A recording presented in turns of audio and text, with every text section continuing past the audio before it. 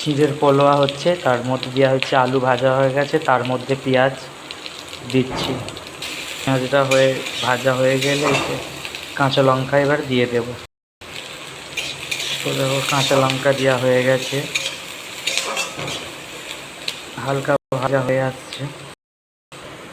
এখানে কয়েকটা কারি পাতা দিয়ে দেব।